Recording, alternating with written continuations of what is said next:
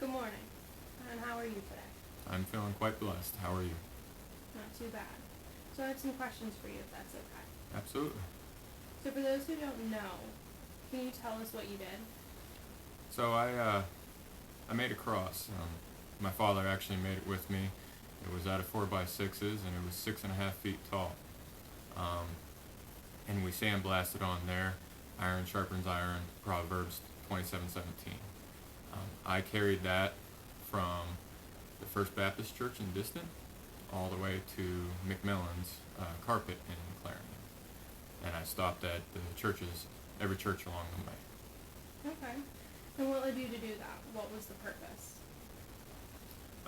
I believe God put that in my heart, that was what I was meant to do. So I felt His presence with me as I did it, and what He relayed to me was that it was a message for unity. Also part of my own sacrifice, but it was a message of unity to His children, with the division amongst the churches and different aspects of Christianity. So how did it go? How did you feel about doing this? Um, at first, I was a little nervous, but I've done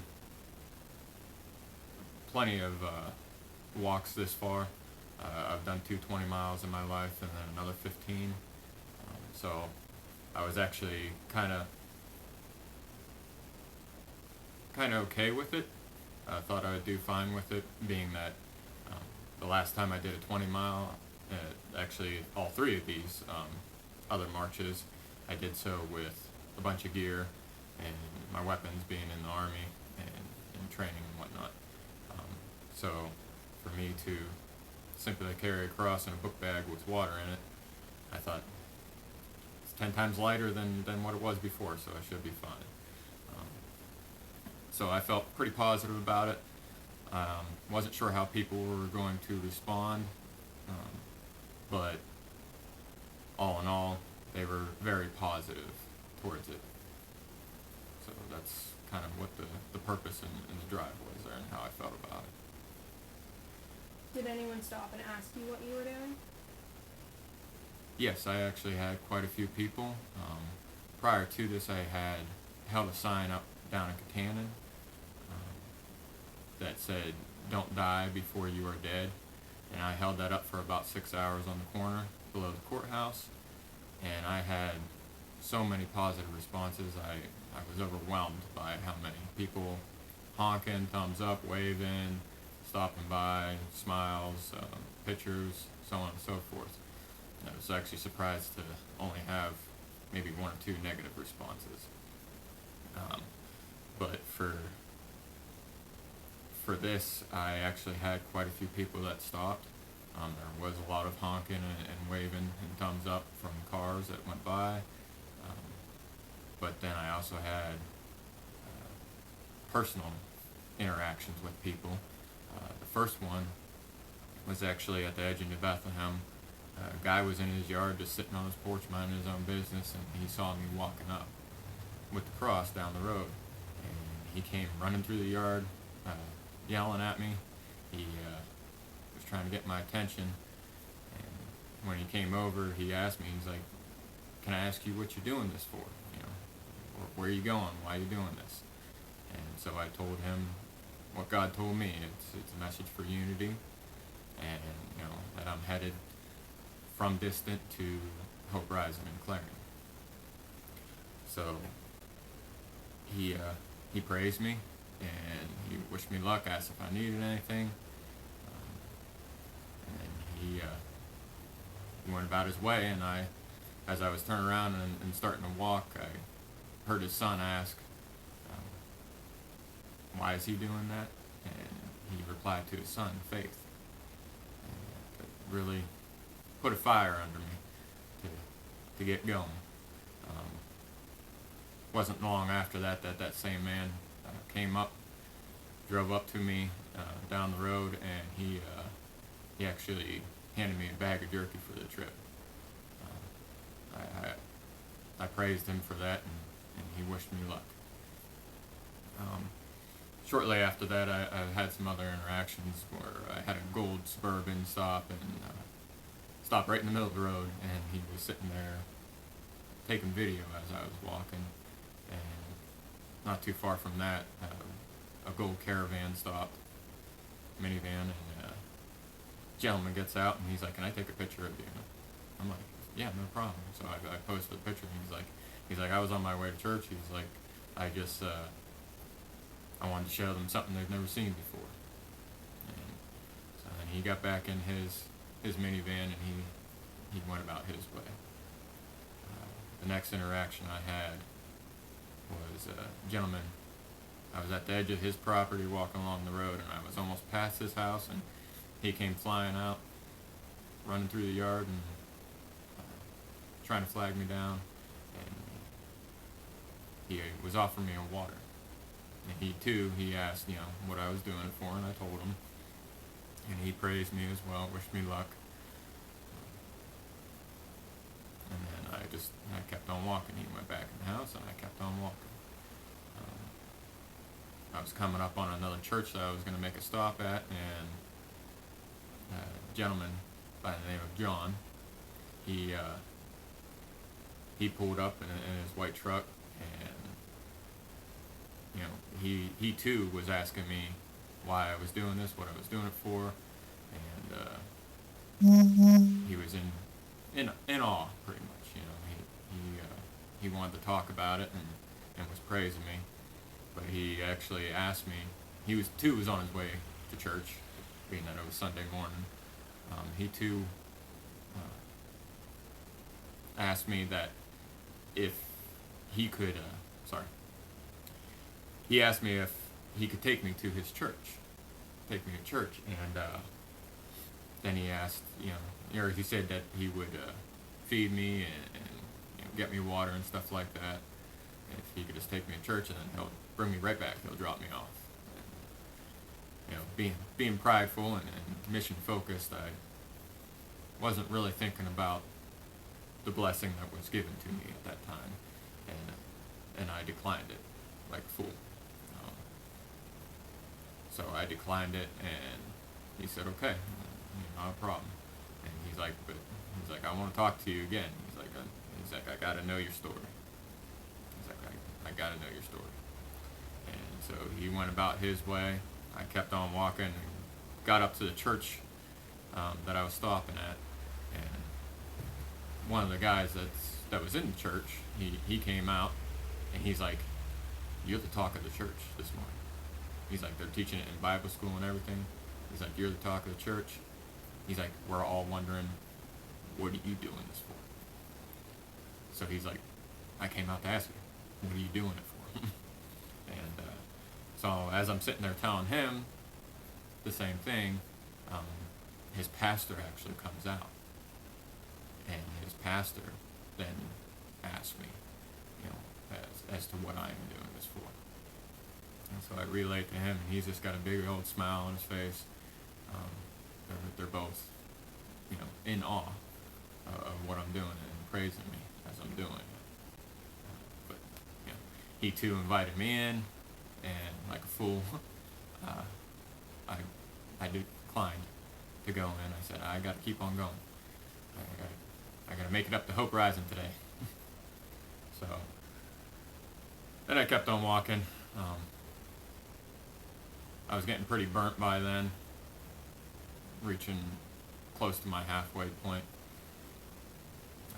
So I took a break along the guardrail, and a lady pulled up in a black SUV, and she got out, had a smile on her face, and in her hands she held like 2 bottles of water and a bunch of snacks. And she said, "Ma'am, you don't have to do that. You didn't have to do that." And she's like, "Yes, I did." And I believe that her words were, "He told me to do so." And I praised her for that, and she wished me luck as well. After taking a short break, I continued walking, in which then I came upon another gentleman. I met him. His name's Ronnie, and he offered to carry the cross for me for a little bit. He offered me some water, freshly cold water, and just to carry it for a little bit. At first, I declined. I'm like, it's my burden. This is my mission, my sacrifice for God. Just being selfish. I said, hey, listen, this is mine. It's okay. And he insisted. He's like, no. He pretty much took the cross off me. He's like, take a break. I'm gonna carry it up so far. Just take a break and drink. So I walked behind him for a little bit, and then, it was just like a feeling inside me. It was that pride. And I'm just like, I'll take it back now. I can take it from here. It's okay. Thank you. I appreciate the water and appreciate you offering to carry it, but I'm good. Thank you. And so then we walked up to his truck where he parked and walked from, and we sat there and talked. And he too asked why I was doing it and whatnot. That I was to talk to his church as well. But he when he went to go on his way, he wished me luck, but told me to be careful, walk alongside the road because there's not much room, and we all know how people drive. So I thanked him for that. But then, to my surprise, my next encounter was again John pulling up in the white truck. He too expressed that I was the talk of the church and whatnot, and I was thankful to hear all this, that I was inspiring people.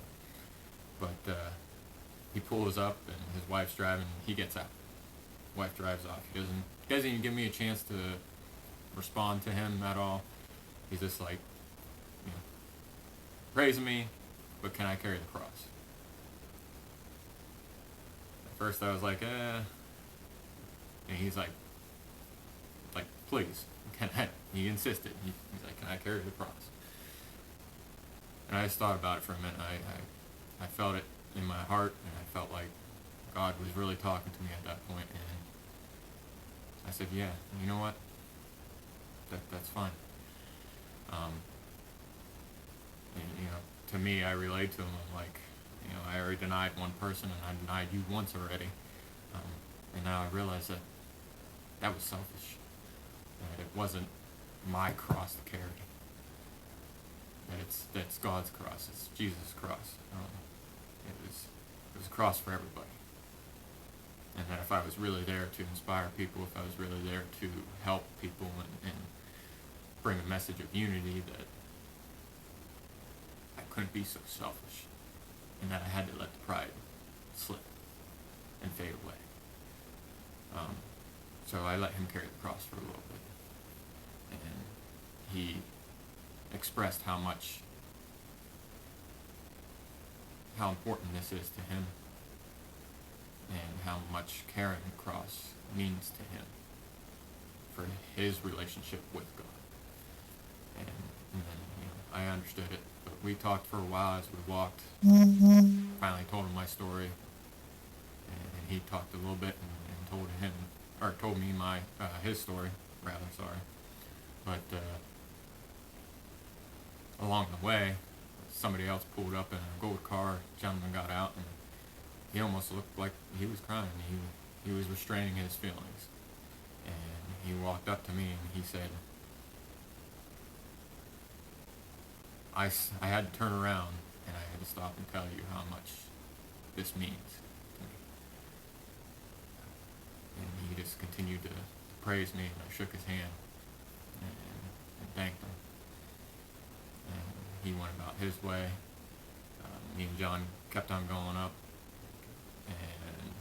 the road, and finally switched off the cross. And he's like, I can keep on going. I'm like, do you feel like you've done enough? I mean, that's between you and him.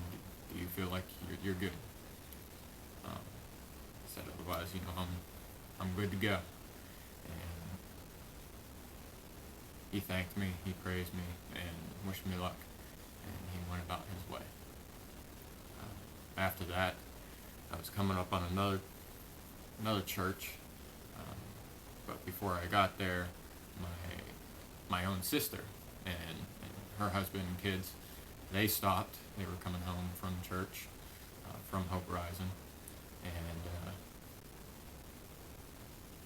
she expressed praise. She was offering water and whatnot, but wanted to make sure that she got a picture with me, her and her husband, and got the kids. I got them to sign the cross. Was having other people sign the cross, and she praised me. She cried, but she praised me. I think I made her proud. But after they left, I got to my church, the next church, and I took a little bit of a break, just to kind of regain strength before going up a really big hill. Felt like Mount Everest when I was walking up, and of course the sun came out then too, so it was hot. Wasn't sure I was going to make it up. I went real slow, but before I started up that hill, I noticed that somebody left 2 bottles of water and candy sitting on the guide rail at the bottom of the hill there. So I don't know who you were, but thank you. I do appreciate that, as I do everybody else that's contributed. But after I went up the hill, I walked for a little bit more and had another gentleman stop in a black car. He had 2 little girls in the back with him. He got out and he was just in pure amazement. You could see the excitement on his face. He was just nothing but smiles and just in awe. And he walks to the back of his car and he's like, I've never seen nothing like this before. He's like, this is awesome. Can I take a picture of you? I said, yeah, no problem. So I posed with the cross and had him take a picture. And I said, do they want to sign the cross? Pointing to his little girls. You get to sign the cross. He's like, yeah, that'd be awesome. So, he signs it, his girls sign it, and he takes a picture of his girls with me in the cross, and then he praised me and wished me luck and went about his way. It wasn't 50 feet after that another young kid stopped by, I believe in a silver car, and he's yelling at me through the window, and he's like praising me. He's like, this is awesome. I absolutely respect what you're doing. Never seen anything like this before, so on and so forth, just praising me. And when he was done, I was like, do you want to sign it? And he's like, yeah, that'd be awesome. So him and his, what I'm assuming his girlfriend, but him and his female co-pilot there, got out and signed the cross, and then he asked if he could take a picture, and I said, yeah, absolutely, we can take a picture together, that's fine. Took a picture, and then same thing, praised, and said good luck, and went about his way. By the time I got down the bottom of the hill, I was dragging. It was rough. Started feeling it in my shoulders. They were bruised. Knees were killing me. Feet were killing me. I didn't have much left in me. But I took a break at my next church, and then I kept on going. Walking up the next hill and up the next hill. You don't realize how many 0.0001 inclines feel like mountains, so it was definitely a challenge. But I kept on going, and at the bottom of the one hill, a lady in a silver minivan, she got out, walked over to me, and she had a bag in her hand. I'm like, ma'am, you didn't have to, really. I appreciate it, but you didn't have to. She's like, no, I did. And she praised me and wished me luck and got back in and left. And I opened up the bag, and there's water in there and an Arby's sandwich. I haven't had Arby's in a while, so it smelled good. Didn't eat yet that day, so definitely was on the list to do at the next break. And as I walked up the hill, I got to the top of the hill, and all of a sudden I see this lady. Her name's Paula. She comes running out of her house with excitement, just waiting for me. She's got a bottle of water in her hand. As I started walking towards her, she's walking towards me, and we finally meet. And she gives me the bottle of water. She's praising me, asking me why. And she was in awe too. And she wished me luck because she asked where I was going. Wished me luck, and she walked back into her house, and I kept on walking. And by then I was just, it was almost to the point where I was walking one foot in front of the other. I was going so slow. I was hurting. I was trying to ignore the pain and just keep on pushing. The cross, amazingly, it only weighs 40 pounds, but I tell you what, I've carried 40 pounds before. I've carried more than 40 pounds before, and that cross by then felt like it was 200 pounds. I kept on switching it from shoulder to shoulder. It was hurting. I'd hold it straight up and down just to get it off my shoulders. Took a little bit more muscle to hold it that way, but it got it off my shoulders. And I called up my wife and I told her, I said, I think this is it. I don't think I can go anymore. And I told her to meet me at McMillan's there, at McMillan Carpet, because I felt like I had more inside, but my body was telling me no, no more.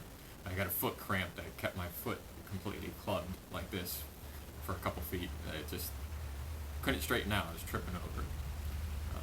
So my body was telling me I had enough. And as soon as I got to McMillan, she greeted me. My kids greeted me, telling me that they were proud of me.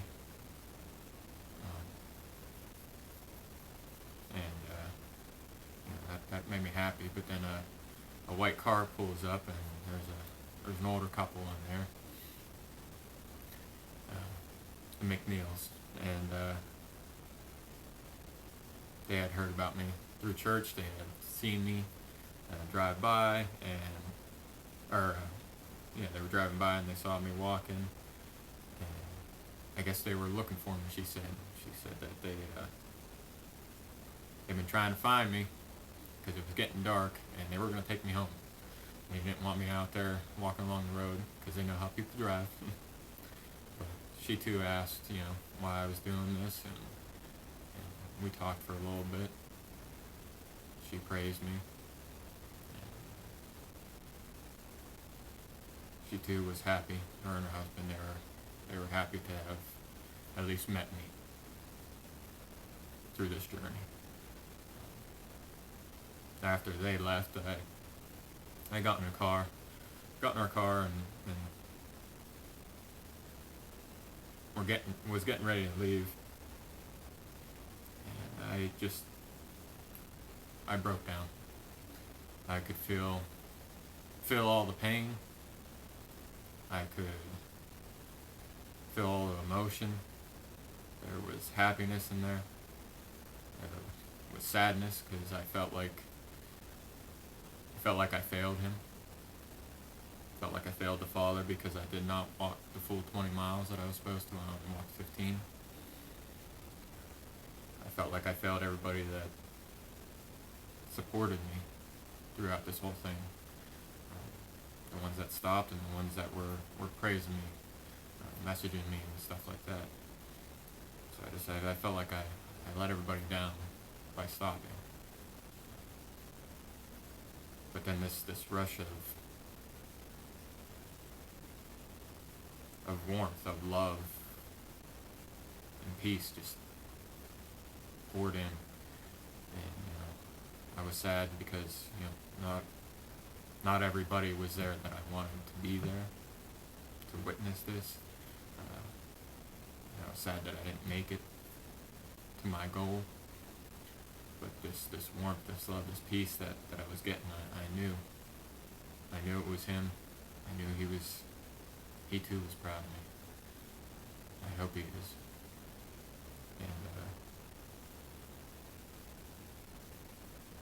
I'm just so humbled and honored that I was able to get as far as I did for him. Because while it was my own sacrifice, it was completely for him.